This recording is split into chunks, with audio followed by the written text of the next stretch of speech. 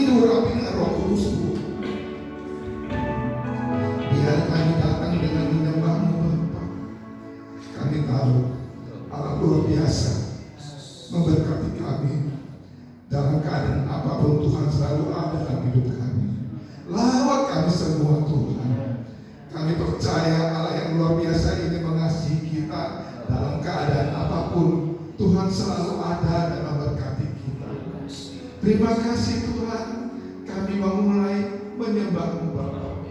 Biar kepada sore ini masing-masing kami semua diurapi dengan Roh Kudus. Kami tahu Tuhan sanggup untuk melawat kami. Terima kasih Tuhan, urapi kami semua. Kami mulai ibadah kami dari awal, pertengahan hingga akhir nanti.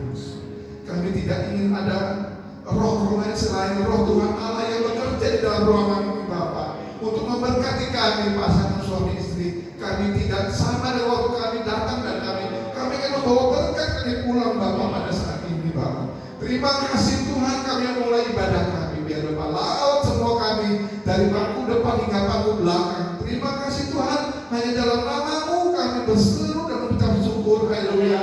Amin.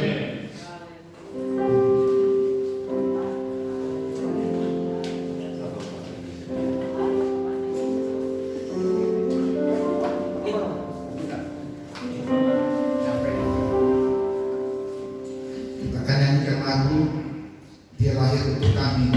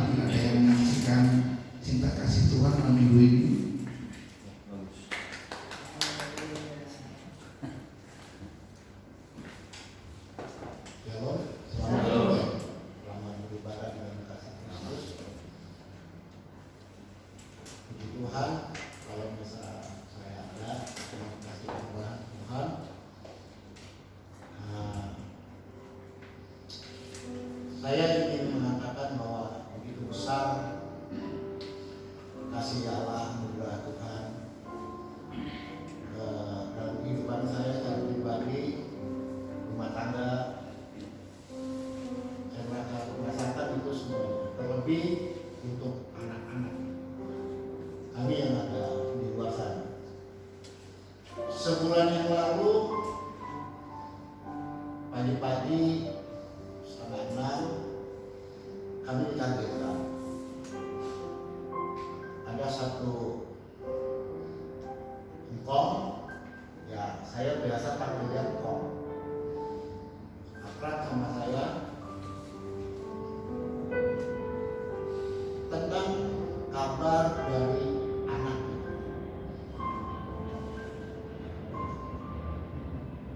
Dia bilang, "Kok kabar anak lu bagaimana?" Puji Tuhan, baik-baik saja. Dia cerita sampai dia bilang pamitan dan minta maaf sama anaknya. Kami sebagai orang tua, kalau saya, istri saya nggak tahu pribadi sejauh mana dia punya saya. Karena saya mau pergi, saya nggak mau tuntaskan bicara itu. Ya mungkin Bapak Ibu juga ingat berita-berita yang kurang baik yang masih perantauan di sana. Saya selalu bilang sama istri, tolong biasakan intens sama anak. Saya hidup apapun dan bagaimanapun. Ya memang kami pun waktunya tuh berbeda sama mereka. Mereka ini boleh dikatakan kerjanya gak kenal waktu. Pagi dia harus bangun paling telat 6:30. Mereka break, kasih sarapan, terserah dia mau ambil kondak, terusnya sarapan, masuk kantor, kerja, jam 12 break siang sampai jam 6. Jam 5 dia istirahat atau setengah 6, break lagi makan, sampai lagi kerja sampai jam 11 dikasih makan lagi. Itu yang diceritakan kepada kami semua sebagai anak-anak. Namun cerita dari sini dia kerja sudah 8 bulan sampai dia pamitan. Saya merasa iba juga, rasa khawatir, takut itu memang ada. Sejak dari itu saya selalu mengatakan, bukan saya menantang Tuhan, menantang segala siapapun, bukan juga dari keadaan. Karena anak waktu dagang kali ini ada kontrak, memang ada keinginan dia mau keluar karena melihat porsi dagangnya tidak baik. Saya bilang, ya berdoa aja cari. Saya pun dagang di sini, saya pun sama demikian. Jadi saya ngambil keputusan untuk pergi ke sana karena ditelepon waktu dia ngeluh tersebut. Mau pergi lagi enggak? Nah, saya cari tahu dia pergi ini dengan siapa dan bagaimana, jelas atau tidak. Sebelum banyak pilarnya tersebut, kami sudah mendengar, karena saya juga aktif baik melihat ya peristiwa tersebut, belajar firman Tuhan juga, ya medsos itu saya aktif. Tapi tadi bilang begini, ini seumuran lama Pak yang ngajak, serius, cari aja nantinya mami. ya silakanlah kalau misalnya memang itu. Tapi kami sebagai orang tua hanya mendukung saja, nggak bisa melarang dan tidak bisa juga mengatakan iya. Singkat ngomong, dia berangkat. Memang baik sampai saat ini, puji nama Tuhan, kami masih intens untuk berkomunikasi. Dan kabar yang saya bisa saksikan ini 3 hari yang lalu, Pak bantu doa Pak. Samuel ada kenal Taipan Bosca yang memang bergeraknya sama. Samuel akan ke lebih luas lagi, boleh dikatakan ya ke internasional gitu. Yang menjadi translator bagi orang Pakistan, India, bla bla bla yang memang secara komunikasi menggunakan bahasa Inggris. Ada satu kebanggaan, ada satu juga yang nggak bisa saya ungkapkan. Saya bilang berdoa bersama. Papa, mama selalu mendukung kamu dan papa, mama selalu berdoa. Ingat, yang lalu sudah berlalu, jangan kamu ulang lagi. Begitupun pokok kamu. Papa sering kasih tahu, yang sudah berlalu, biar berlalu. Jangan kamu melihat lagi ke belakang. Capek kita melihat ke belakang. Gak ada selesainya kalian. Berita yang kami dengar dari ngomong tersebut, saya usahakan kikis pelan-pelan, saya usahakan komunikasi dengan baik. Di nama Tuhan, kalau kabar yang gembira tersebut saat ini mereka lagi menunggu. Saya hanya bisa katakan untuk pada Bapak Gembala, Ibu Gembala dan sidang jemaat, saya bersaksi menyaksikan cita kasih Tuhan dalam rumah tangga kami, bahwa cita kasih Tuhan itu luar biasa. Anugerah Tuhan setiap hari, setiap pagi saya merasakan bahwa Tuhan selalu bersama-sama dengan kita semua. Berikut dengan anak saya, walaupun mereka seperti itu, saya percaya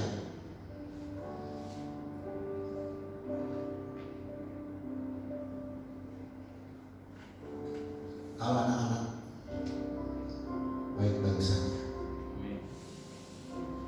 Saya sudah percaya, saya pun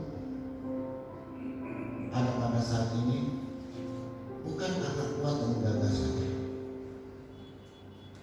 Saya masukin umur 54 jalan, saya masih diberi kesehatan yang baik.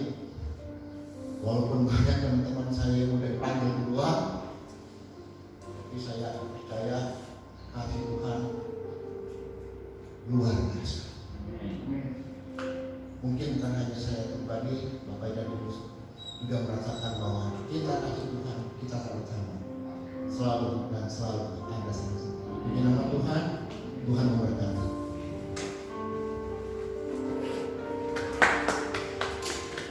Masih ada Bapak Ibu yang menyaksikan kasih cinta Tuhan. Memang Tuhan itu sangat luar biasa, sangat baik. Silakan Mas Edi. Shalom, Bapak dan Ibu yang saya kasih. Saya ingin menyaksikan cinta kasih Tuhan, di mana saya dalam tangan saya bisa sembuh, sudah nyaman. Selama 6 bulan ya, saya merasakan sakit setelah lebaran ini lebih parah. Saya kan nggak ada olahraga kegiatan. Saya kan biasa main bulu tangkis gitu. Pas saya udah ngobrol bulu tangkis, saya masih pagi sih rutin jalan pagi. Saya nggak bisa angkat, buka kaos aja pakai satu kaos susah. Terus saya minta informasi sama istri saya, tanya sama Loren waktu dulu Aldi di mana diurutnya? Iya tahu katanya. Loren kasih ya, antar saya urut.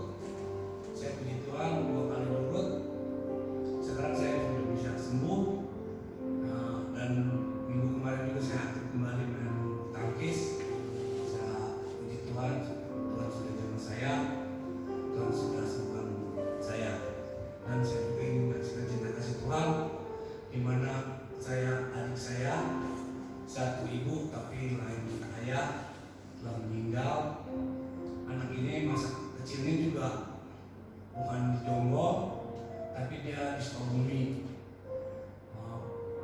Dengar kabar dari adik saya di Jonggol, dia meninggal pada kemarin hari Selasa pas jam 6. Saya juga setelah baru pulang dari jalan gitu ya, si Mikael nggak telepon, tapi ada apa? Katanya emailin meninggal. Katanya ingin makam di Jonggol. Ya terus saya menemukan istri saya, ya gimana emang ini anak memang sih udah 24 tahun umurnya, tapi selama dari remaja sampai berkeluarga juga, ini anak di waktu itu punya suami emang baik ya, tapi suaminya ini juga kena penyakit kanker ganas. Jadi beberapa tahun rumah tangga dia juga suaminya meninggal karena kankernya ganas. Setelah dia seorang diri juga dapat suami lagi, ternyata suaminya ini lebih parah lagi. Ini waktu yang meninggal sih baik sayang sama dia, tapi yang ini dipulangin gitu adik saya ke rumah ke Jonggol tanpa adik saya yang tahu di Jonggol itu ditinggal aja dia, kami di Jonggol ditinggal. Emang adik saya ini orangnya kurang pintar lah, kurang nggak tahu jalan dia. Dari Sukabumi aja selama 20 tahun saya nggak ketemu, nggak pernah pulang ke Jonggol karena anak ini nggak bisa pulang, nggak bisa kemana-mana. Pernah tinggal di rumah saya juga, ya jujur mungkin masih kecil, ya jadi juga emang suka marah-marah sama dia. Anak ini kalau udah nonton terus, saya juga ya nggak tahan. Saya bilang udah, daripada saya marah terus bikin dosa, saya bilang Pak, pulang aja kemarin kayak itu Melin Jonggol. Dari Jonggol saya nggak tahu kabarnya lagi, katanya dia pergi ke Sukabumi itu dan meninggal. Setelah meninggal ya saya sama istri saya ke Jonggol. Memang di sana juga udah di rumah duka udah datang, ya puji Tuhan. Dan proses pemakaman pun berjalan dengan lancar ya. Saya dari sini pagi-pagi sama Mikael jam 6 antar istri saya dulu bekerja, sampai di pabrik saya langsung pergi ke Jonggol. Dalam perjalanan tuh, ini kok gelap begini ya. Sebelum Tuhan tolong dalam cuaca ini, Tuhan sertai saya, kalau saya dan kamu jangan sampai hujan. Puji Tuhan ya, dalam proses baik di masuk ke ini juga ya, dari angkatnya ke mobil ambulans sampai perjalanan, terus jalan juga nggak pernah hujan, tapi mendung. Setelah pemakaman selesai, juga saya suruh ya banyak maksud di sana kan acaranya Buddha, jadi banyak penikmatnya. Saya suruh berlepas burung, saya suruh ikutin siopek, semua baik diangkat jenazahnya maupun mau dimakamkan di kubur gitu. Semua yang lain nggak mau siopek, coba sama saya kan kalau di Jonggol dibilangnya ponceng kemana ponceng. Emang pengurus juga emang masih saudara saya, baik siapa pengurus semuanya di rumah duka itu pun memang banyak keluarga saya, baik dari pihak bapaknya ini almarhum maupun dari pihak saya juga memang semua pengurus yang tridharma lah yang dikatakannya. Semuanya itu dengan berjalan dengan baik. Tuhan sudah dengar doa saya dan sudah sembuhkan saya. Saya sangat berterima kasih, Tuhan baik untuk saya. Terima kasih kesetiaan saya.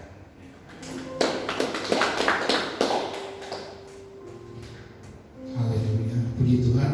Semua berjalan dengan lancar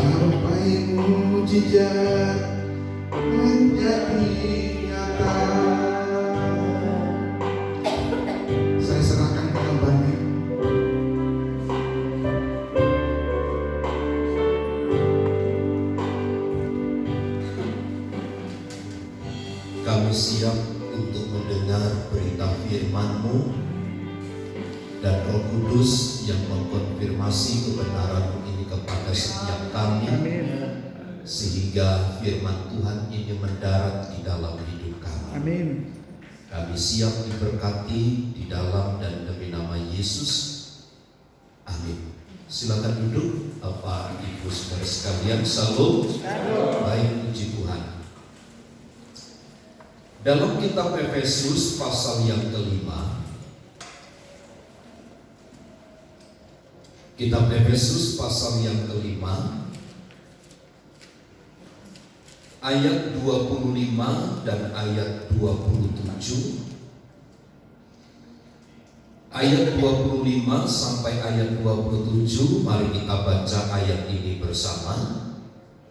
Efesus 5, 25 sampai ayat 27, 23. Hai suami, kasihilah istrimu sebagaimana Kristus telah mengasihi jemaat dan telah menyerahkan dirinya baginya untuk menguduskannya, sesudah ia menyucikannya dengan memandikannya dengan air dan firman, supaya dengan demikian ia menempatkan jemaat di hadapannya dengan cemerlang, tanpa cacat atau kerut atau yang serupa itu, tetapi supaya jemaat kudus dan tidak bercela. Puji Tuhan.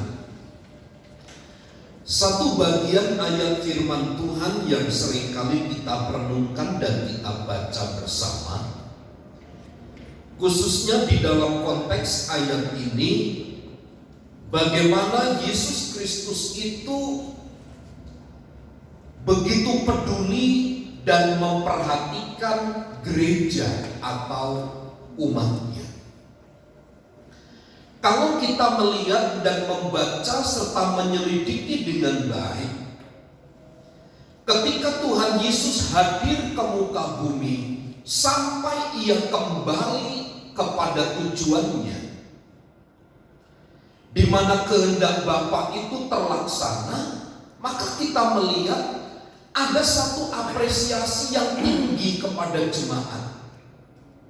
Artinya orang-orang yang ada di sekitarnya itu menjadi pusat perhatian dari Tuhan. Kalau menurut saya, bahasa bebas saya mengatakan begini, bahwa Tuhan Yesus itu selalu memikirkan kondisi keadaan umatnya.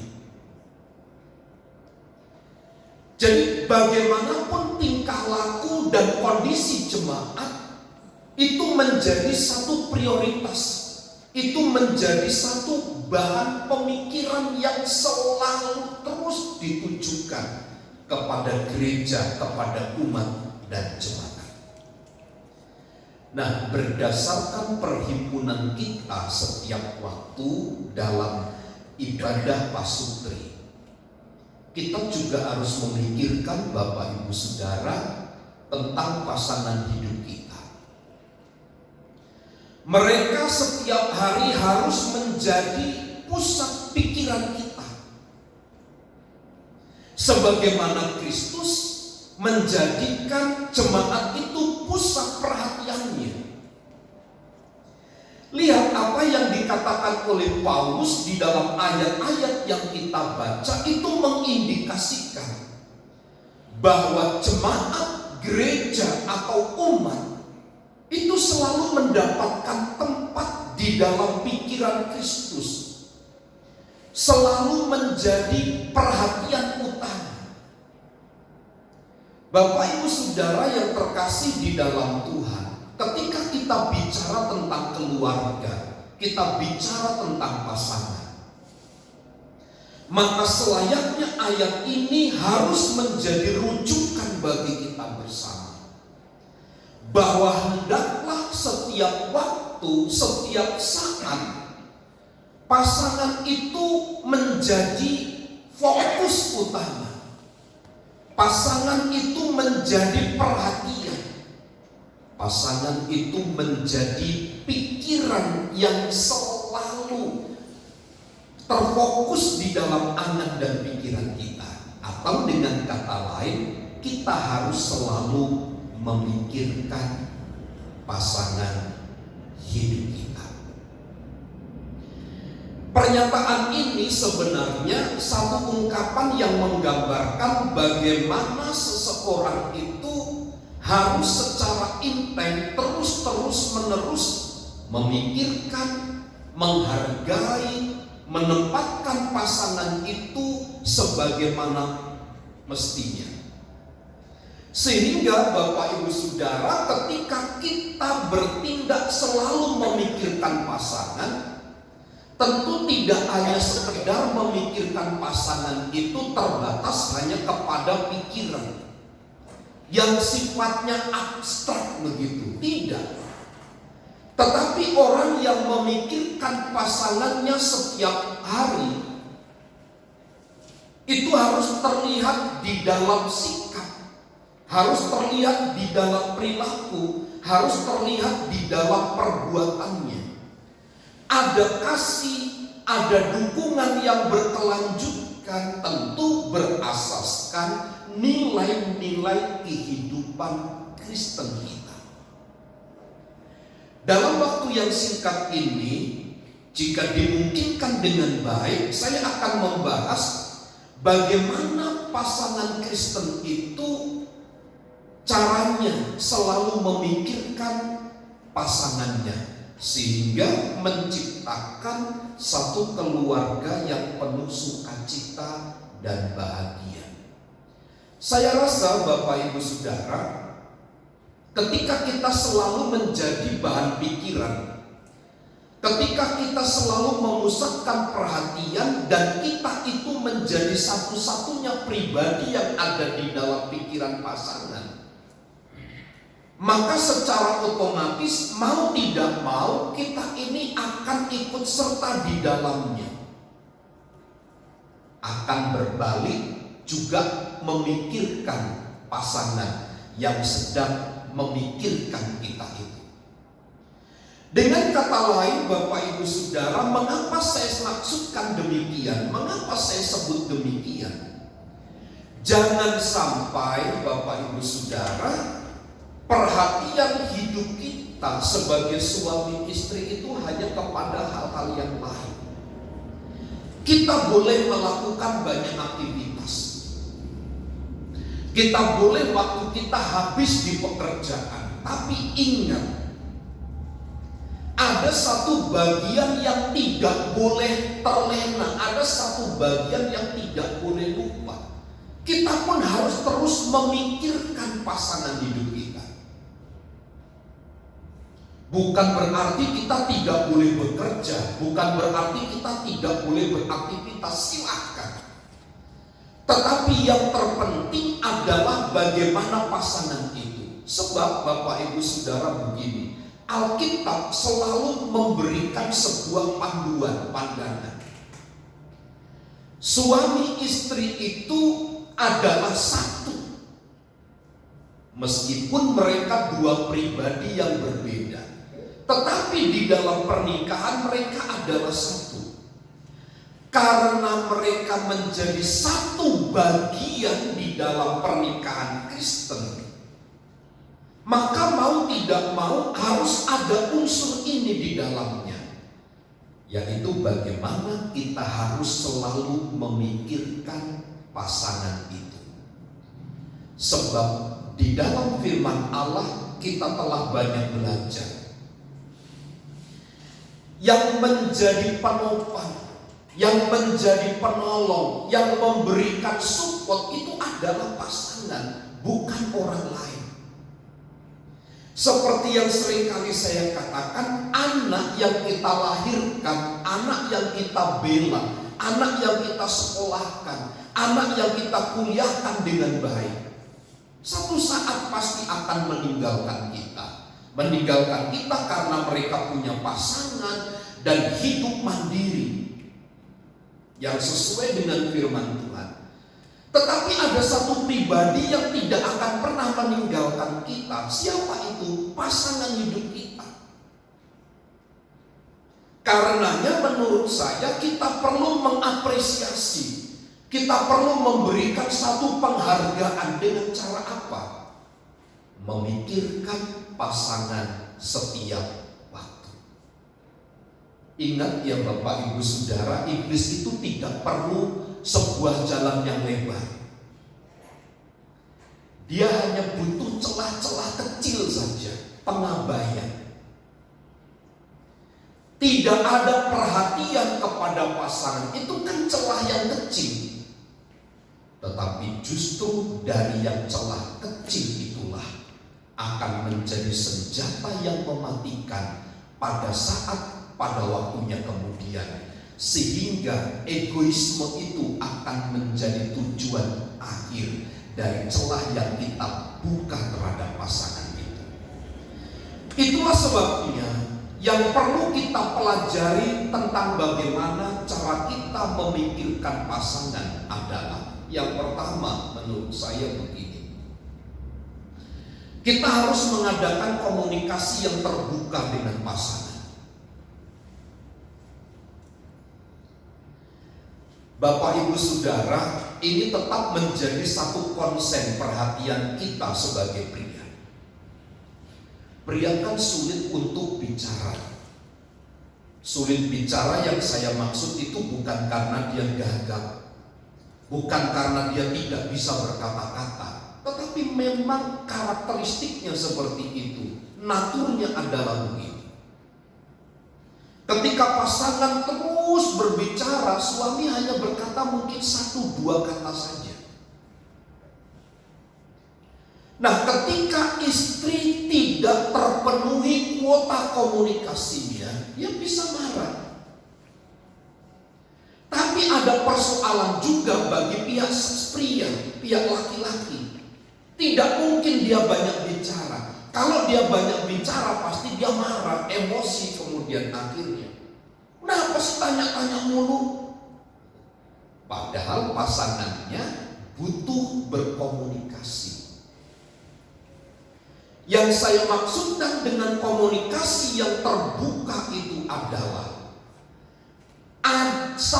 pasangan itu saling membuka diri, saling merendahkan, saling mengorbankan diri. Bagaimana supaya terjalin satu keterbukaan, saling mendengar, saling berbagi perasaan, mencari solusi bersama di dalam menghadapi tantangan dan kesulitan kehidupan di dalam keluarga. Saya yakin Bapak Ibu Saudara, suami istri yang hanya diam-diam saja, atau mungkin Bapak Ibu Saudara punya pengalaman di dalam satu rumah gak marah, gak ada kebencian, tapi gak pernah bicara. Kamu tatap muka ya sudah nyelonong, di kamar ya nyelonong begitu aja, diam saja. Hal itu tidak akan pernah membawa kepada suatu kebaikan. Karena menurut saya menjadi penting Bapak Ibu Saudara, kita ini mulai membuka diri gitu untuk berbicara. Tantangan terberatnya adalah di sini. Mengorbankan diri dan merendahkan diri masing-masing supaya tercipta komunikasi yang terbuka antara suami dan istri. Itulah cara pertama kita untuk selalu memikirkan pasangan hidup kita. Adakan komunikasi yang terbuka. Kalau istilah saya, jangan pernah ada sesuatu yang ditutup. Semua terbuka di dalam berkomunikasi, karena ini akan menjadi alat yang baik bagi presiden buruk, bagi sebuah kecurigaan. Kan dengan hidup terbuka, dengan komunikasi yang terbuka dengan pasangan, ini bisa menjadi sarana, bisa menjadi alat bagi meminimalisir paling tidak sebuah prasangka buruk yang kemudian akan muncul yang disebabkan oleh orang-orang, oleh sosialisasi dengan orang-orang yang ada di sekitar kita. Saya bilang kepada istri saya kalau pergi kemana-mana, kepada anak saya juga hari ini, saya bilang yang pinter ya, saya begitu. Istri saya mau ke rumah sakit, yang pinter ya, saya bilang gitu. Anak saya foreign kuliah, dia minta doa, dia cium saya bilang yang pinter ya Ren. Pinter itu bukan berarti secara logik begitu, tidak. Tetapi bisa menempatkan diri di mana dia ada. Jangan sampai menimbulkan kecurigaan, kan begitu intinya. Nah, saudaraku yang terkasih di dalam Tuhan, mari kita belajar untuk mengangkat harga derajat komunikasi yang terbuka. Supaya apa? Meminimalisir kesalahan-kesalahan. Saya percaya begini, lebih banyak komunikasi akan lebih banyak hal yang menjadi penghalang, penghambat bagi munculnya persoalan-persoalan. Atau kenapa sih kesulitan, cekcok, emosi muncul sebagai suami istri? Karena tidak ada komunikasi yang terbuka. Kita hanya berdasarkan prasangka, kita hanya berdasarkan praduga. Prasangka, praduga itu belum tentu benar, tetapi itu hanya asumsi kita yang kita bawa pada perasaan saja. Sekali lagi, bagaimana cara kita memikirkan pasangan? Mari kita tunjukkan dengan cara komunikasi terbuka. Yang kedua, saling mendukung. Paulus mengajar di dalam ayat 25 sampai 27, di mana Kristus itu menjadi penopang, pendukung bagi jemaat. Ketika mereka lelah, ketika mereka sakit, ketika mereka ada di dalam keterpurukan, mereka itu menjadi pendukung. Nah, dalam konteks suami istri, mari kita belajar untuk saling mendukung. Ada banyak ide dan Bapak Ibu Saudara ya, yang kita munculkan di dalam pernikahan sebagai suami dan istri. Ada banyak ide-ide yang muncul. Nah, sebagai seorang yang selalu memikirkan pasangannya, hendaknya dukungan itu menjadi penting. Memang kadang-kadang tidak membutuhkan kehadiran, tidak membutuhkan sosok pribadi. Tetapi kadang-kadang dukungan secara moral itu menjadi satu pertanda Bapak Ibu Saudara bahwa kita itu sedang memikirkan pasangan. Kalau istilah saya coba memakai analogi begini. Ketika pasangan sedang berbagi duka, ketika pasangan sedang bercerita tentang satu kisah, maka sebagai seorang pasangan harusnya merespon. Respon itulah sebagai satu bentuk dukungan. Saling mendukung satu dengan yang lain. Apa sih kekuatan saling mendukung itu? Kalau Alkitab berkatakan begini, jika dua orang sepakat di dalam namaku, apa yang dia minta, apa yang dia doakan, Tuhan akan memberikan. Itulah kuasa dari kesepakatan. Itulah kuasa dari saling mendukung satu dengan yang lain. Nah, seseorang yang selalu memikirkan pasangannya pasti dimungkinkan untuk saling mendukung. Kalau tidak ada hal itu, maka sulit Bapak Ibu Saudara saling mendukung antara suami dan istri itu. Kunci satu keberhasilan di dalam keluarga adalah saling mendukung satu dengan yang lain. tidak hanya sepihak yang mendorong, tetapi dua-duanya. Kalau saling mendukung satu dengan yang lain, pasti akan ada satu kekuatan untuk menghadapi segala tantangan. Jadi menjadi penting untuk kita memikirkan bahwa seorang suami dan istri harus saling mendukung satu dengan yang lainnya. Saya pikir Bapak Ibu Saudara, kenapa Tuhan mempersatukan kita di dalam satu pernikahan? Salah satu tujuannya adalah untuk saling mendukung. Salah satu tujuannya adalah untuk saling mendukung satu dengan yang lain. Supaya apa? Kemudian dengan saling mendukung itu ada sesuatu yang terlaksana, ada sesuatu yang tercipta. Saya kan diminta oleh sinode untuk mengajar ya, membantu mengajar. Beberapa kali ketua STT-nya itu telepon saya, WA saya, tapi saya tidak respon karena bagi saya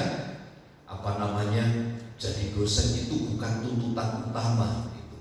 Bagi saya jadi dosen itu hanya sambilan berbagi pengalaman. Hanya berbagi pengalaman saja dari buku-buku yang telah dipelajari. Nah, saya sampai hari ini diminta ngambil apa kan begitu, mata kuliah apa? Saya bilang coba deh, saya ambil manajemen dulu, manajemen gereja. Saya kumpulan beberapa buku lalu saya rangkum.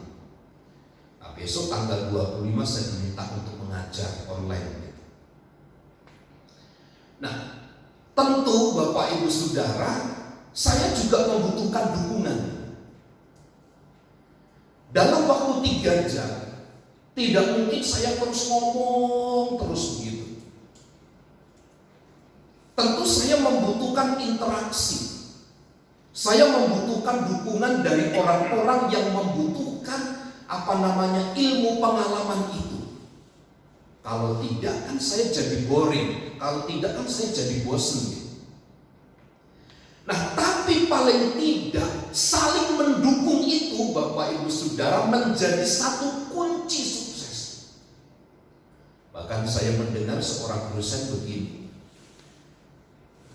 Seorang siswa kalau sempat dia bertanya, itu artinya dosen itu sudah berhasil.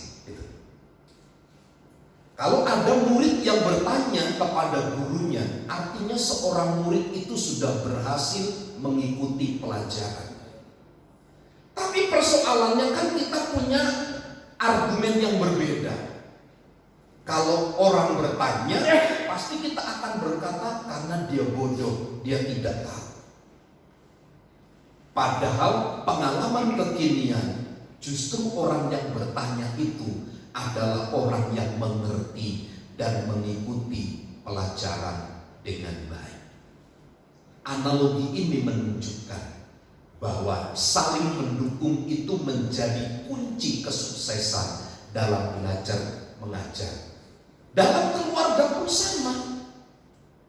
Saling mendukung pasangan satu dengan yang lain pasti cepat ataupun lambat akan sampai kepada satu tujuan bersama.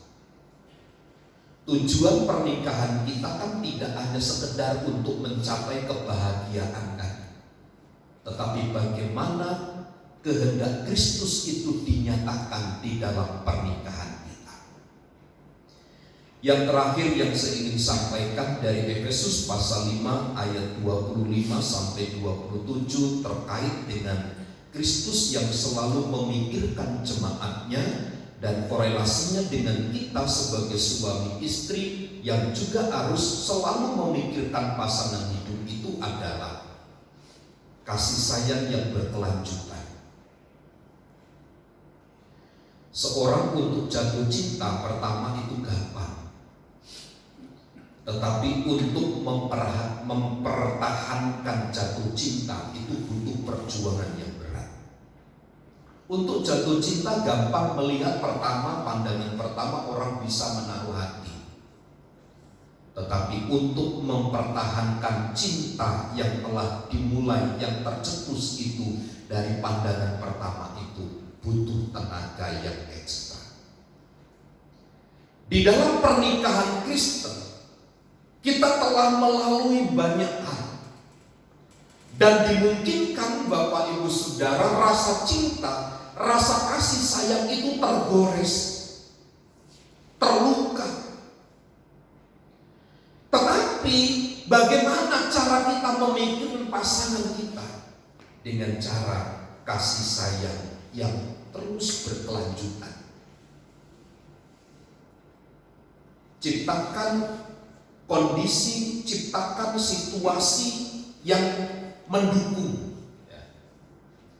Jangan sampai keadaan, jangan sampai kekurangan itu menjadi alat yang mematikan cinta, yang mematikan kasih sayang kita.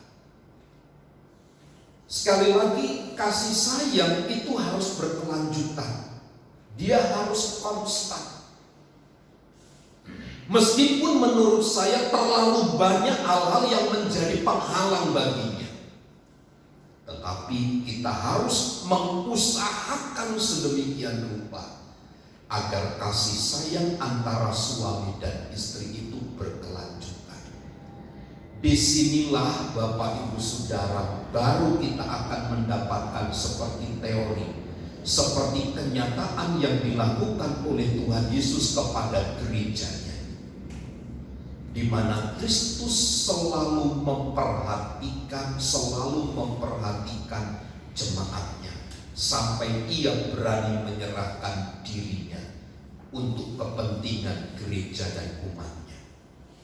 Mungkin Bapak Ibu Saudara dalam pasangan kita sebagai suami istri belum sampai kepada titik seperti Tuhan Yesus mau menyerahkan nyawanya bagi pasangan. Tetapi paling tidak dengan kita memikirkan pasangan setiap hari, setiap waktu, dengan komunikasi yang terbuka, dengan saling mendukung satu dengan yang lain, dengan peningkatan kasih sayang yang terus berkelanjutan, maka ini akan menjadi satu pedoman, menjadi satu patokan bahwa pernikahan kita akan berjalan dengan baik. Itulah harapan kita bersama. Tuhan Yesus memberkati. Ibu Gembala masuk dalam. Kami sungguh bersyukur kepada Tuhan pada saat sore hari ini. Terima kasih untuk setiap kebenaran firman Tuhan. Biarlah pada saat sore hari ini kami belajar antara kami dengan pasangan hidup kami, suami dan istri, kami dapat berkomunikasi dengan baik. Kami boleh saling terbuka, kami boleh saling mendengar, kami boleh saling bercerita, karena kami tahu ketika komunikasi kami dengan baik, maka baiklah seluruh keadaan rumah tangga kami. Kami juga belajar menjadi pribadi-pribadi yang mendukung pasangan kami.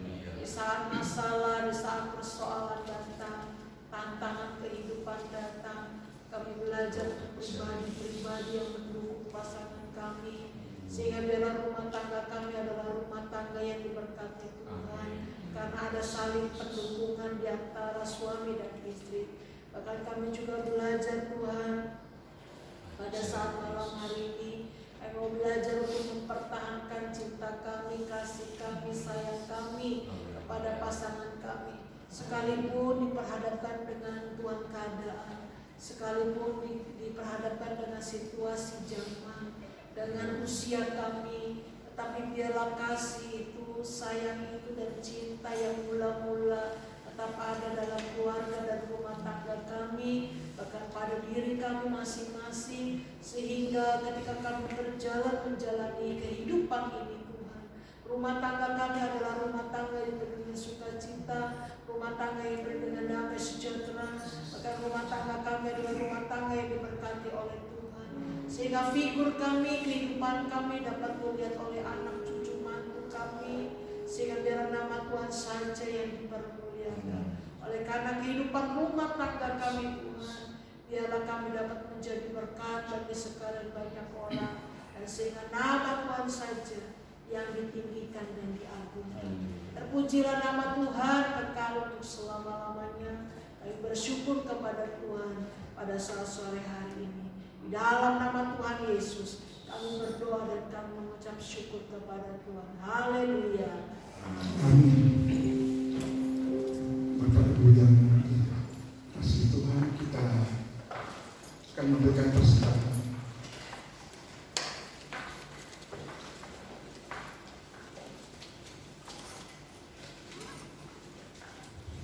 Haleluya, Bapa di dalam surga, dikuduskan nama Tuhan pada sore ini. Selalu menyampaikan kebenaran firman dari Kamis. Pasangan suami istri saling lebih lagi mengasihi. Sebenarnya mereka memberikan yang terbaik bagi Tuhan dari kehidupan yang harum di atas semesta. Dalam berkat Tuhan Yesus kami berdoa dan mengucap syukur. Amin. Setia setia.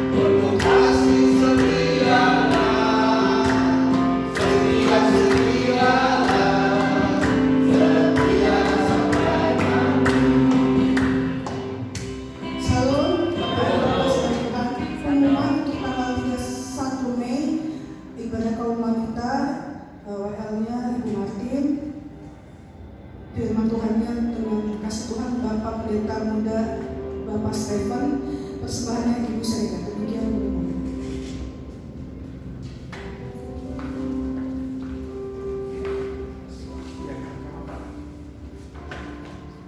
Baik, mari kita berdiri, kita akan akhiri ibadah kita di dalam doa. Teguhkan setiap keluarga kami, baik kami sebagai suami dan istri, untuk terus berdiri di dalam firman Allah. Jadikan keluarga kami menjadi keluarga yang diberkati oleh Tuhan. Amin.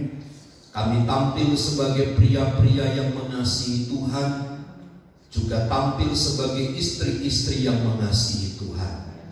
Biarlah kiranya di antara kami terjalin satu kasih Kristus, sehingga kami saling mendukung, saling membangun satu dengan yang lain. Sekiranya mungkin ada masalah, ada hambatan, ada halangan, Tuhan yang menolong kami. Hamba berdoa bagi Ibu Simanjuntak, terus nyatakan kasih setia dan kemurahan Tuhan. Dari sakit yang dialami, kami tahu ada Tuhan yang terus menolong. Engkau yang memberi kekuatan, Engkau yang memberi pertolongan. Dengan kuasa darah Yesus, Engkau telah menolong dan menyembuhkan. Jemaat Tuhan yang lain, hamba berdoa bagi Ibu Benyo, Tuhan tolong, Tuhan jamah juga, Tuhan beri kesembuhan dan pertolongan. Engkau juga memberkati anak-anak daripada Bapak Novianto, lawatan dan perlindungan Tuhan, rencana mereka diberkati oleh Tuhan. Berdoa bagi keluarga Bapak Husin, khususnya Bapak Husin yang telah ditinggal oleh adiknya. Tuhan yang memberi pertolongan dan penghiburan, Engkau yang bekerja menurut cara dan waktu-Mu. Di dalam dan demi nama Yesus kami berdoa. Mari saudaraku, angkat tanganmu dan terimalah berkat Tuhan. Tuhan memberkati dan melindungi engkau. Tuhan menyinari engkau dengan wajah-Nya dan memberi engkau kasih karunia. Tuhan menghadapkan wajah-Nya kepadamu dan memberi engkau damai sejahtera. Kiranya kasih karunia dari Allah Bapa, cinta dan kasih sayang dari Tuhan Yesus Kristus, persekutuan penghiburan dan kekuatan dari Allah Roh Kudus yang menyertai dan memberkati hidup kita saat ini dan sampai selama-lamanya. Kami terima segala berkat Tuhan di dalam nama Tuhan Yesus Kristus. Kita semua yang percaya dan diberkati bersama katakan amin.